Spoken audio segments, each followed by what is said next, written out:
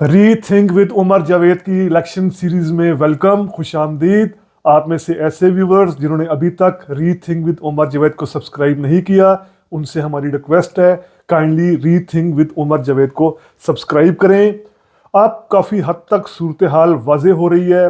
जिस तरीके से कागजात नामजदगी पहले मुस्तरद किए गए, उसके बाद फिर वो मामला इलेक्शन ट्रिब्यूनल में गया और अब बड़ी तादाद में जो पता चल रहा है कि किस तरीके से उम्मीदवारों के, ख़ास तौर पर पीटीआई के उम्मीदवारों के कागजात नामजदगी अलाउ कर दिए गए हैं, इनको इजाज़त मिल गई है। इसी तरह नून लीग के हवाले से भी, कम अज़ कम लाहौर के हवाले से काफ़ी ज़्यादा क्लैरिटी आ गई है कि कौन किस सीट से इलेक्शन लड़ेगा।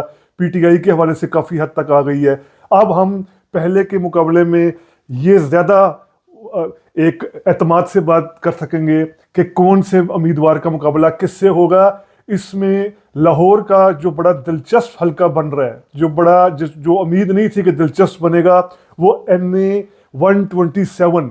यहाँ इस तरह की उम्मीद नहीं की जा रही थी कि बिलावल किसी किस्म का टफ टाइम देंगे। एक अमूमी ख्याल यही था कि बिलावल सिर्फ यहाँ पर कागजात नामजदगी जमा कराएंगे और उसके बाद नून लीग के साथ किसी किस्म का कोई पॉलिटिकल बारगेन करने की कोशिश होगी, या नून लीग चाहेगी बिलावल इलेक्शन ना लड़ें, या बिलावल खुद अपने कागजात नामजदगी वापस ले लेंगे। लेकिन ऐसा नहीं हुआ। बिलावल भुट्टो जरदारी लाहौर को लेकर काफ़ी सीरियस हो गए हैं। अभी भी उन्होंने 2 रोज़ पहले लाहौर का दौरा किया। NA 127 के इस तरह हलकों में नहीं गए, वो इलाकों में नहीं गए, NA 125 के हलकों में गए, जाती उम्रा जिस तरह गए। तो यहाँ से भी एक एक इस तरह का इंदिया मिल रहा है कि बिलावल भुट्टो जरदारी लाहौर के हवाले से संजीदा हैं, NA 127 के हवाले से जिस तरह के वो बयानात भी दे रहे हैं।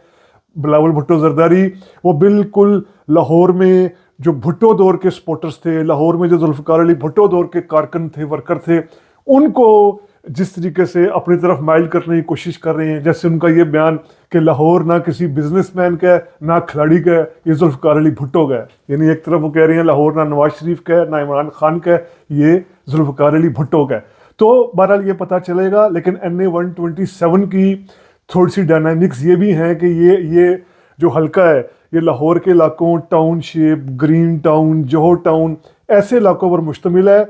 और यहाँ पर एक ज़माने में पीपल्स पार्टी का बड़ा मजबूत गढ़ था। इन इलाकों में पीपल्स पार्टी का वैसे भी पूरे लाहौर में मजबूत गढ़ था भुट्टो के दौर में, लेकिन उसके बाद भी ये जो इलाके थे, ये पीपल्स पार्टी का मजबूत गढ़ रहे थे, जहाँ से बिलावल भुट्टो जरदारी अब मुकाबला कर रहे हैं NA 127 से।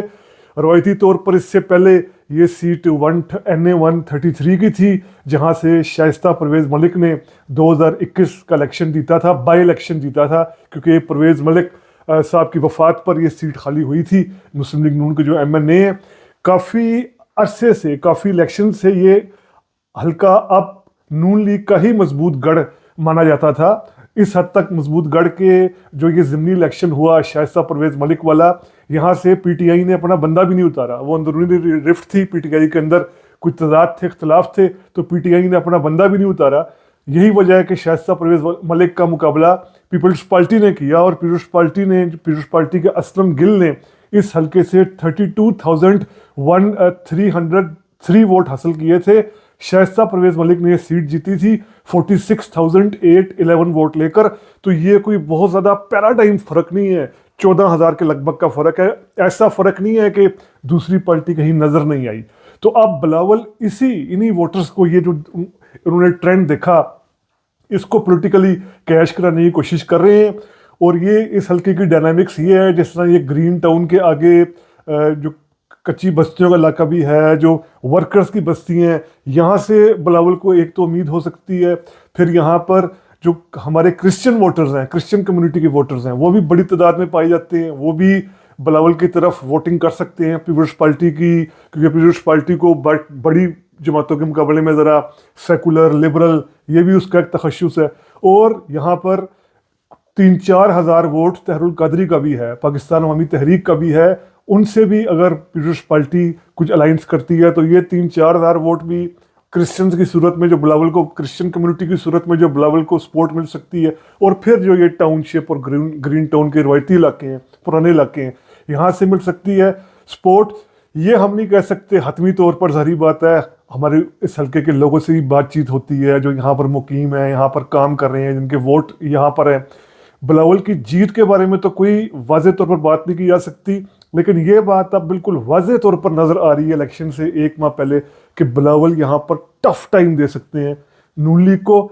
इस हल्के में जहाँ तक पीटीआई का ताल्लुक है, जिस तरह मैंने कहा कि ये रवायती तौर पर नून लीग का ही हल्का रहा है, यहाँ पर अगर पीटीआई को हम बात करें कि टिकट किसको दिया जाएगा तो पीटीआई की ख्वाहिश है कि इजाज़ चौधरी को दिया जाए, लेकिन इजाज़ चौधरी हम जानते हैं जेल में है, वो किस तरीके से इंतखाबी मुहिम चला पाएंगे, उनके कागजात का इशू भी अभी हल होना है मुकम्मल तौर पर। तो इजाज़ चौधरी अगर कंपेन चला पाएंगे तो फिर भी ये इलाका जो है हल्का, यहाँ नून लीग ही अब सर्वेज में आगे आ रही है, उसके बाद जाकर शायद पीटीआई हो। और बिलावल अगर मजीद इस हल्के के 3-4 दौरे करें तो बिलावल भी यहाँ पर टफ टाइम दे सकते हैं। पीटीआई के लिए जो लाहौर की सबसे सिक्योर सीट मानी जा रही है और जो पीटीआई ने साबित भी की है, वो इसके साथ पड़ोस का हल्का है NA 128। ये NA 128 वो हल्का है जो फैसल टाउन, गुलबर्ग, जोहो टाउन ऐसे इलाकों पर मुश्तमिल है जहां लाहौर की कदरे पोश क्लास रहती है, या जिसको हम अपर मिडिल क्लास कहते हैं। यहाँ पर पीटीआई की सपोर्ट बहुत ज़्यादा है और यही वजह है रवायती तौर पर यह भी नून लीग का स्ट्रांग होल्ड था ऑनवर्ड्स 90s के बाद से लेकर, लेकिन 2013 में नून लीग को यहाँ डेंट पड़ा और शफकत महमूद ये NA 128 से कामयाब हुए। 2013 के बाद फिर 2018 में भी ये सीट विन की पीटीआई ने, शफकत महमूद ने। अब इस सीट पर सिर्फ हतमी तौर पर यह देखना है कि नामवर वकील सलमान अकरम राजा उतरते हैं पीटीआई की तरफ से या शफकत महमूद को ही टिकट दिया जाता है। जो ज़्यादा इम्कान है, जो बात की जा रही है कि ज़्यादा इम्कान है, वो सलमान अकरम राजा का इस सीट से। और यहाँ पर नून लीग चूँकि पहले भी वीक है तो ये कहा जा सकता है कि हाँ पीटीआई फाइट करेगी। इसके साथ जो थोड़ी देर पहले हमने जिक्र किया NA 127 का, वो भी अखबारी इतलात और मीडिया के इतलात के मुताबिक नून लीग के अताउल्लाह तारड़ का टिकट जो है वो फाइनल कर दिया गया है। अब ये अताउल्लाह तारड़ इस हल्के के लिए बिल्कुल नए हैं। जिस तरह मैंने पहले कहा कि शाइस्ता मलिक या उन लोगों का, परवेज़ मलिक का फिर भी इधर काम है, अब अली परवेज़ को यहाँ से टिकट नहीं दिया गया, शाइस्ता परवेज़ मलिक को अकोमोडेट कर दिया जाएगा खसूसी नशस्तों पर। अताउल्लाह तारड़ यहाँ पर आएंगे तो इनका अपना पर्सनल कैपेसिटी में तो कोई वोट नहीं है, ये चीज़ भी नून लीग को डैमेज करेगी। लेकिन इस डैमेज का फ़ायदा बिलावल को हो, ये कहना अभी कबल वक्त होगा।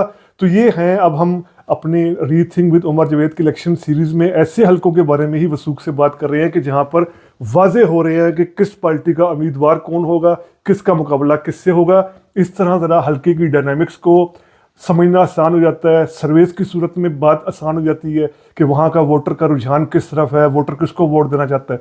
तो ये मैं उम्मीद करता हूँ NA 127 के हवाले से किया गया वीलॉग आपको पसंद आया होगा। हमारी ये इलेक्शन सीरीज़ आगे चलती रहेगी 8 फरवरी तक। उम्मीद करता हूँ आपको वीलॉग पसंद आया है तो काइंडली सब्सक्राइब कीजिए। Rethink with Umar Javed. शुक्रिया।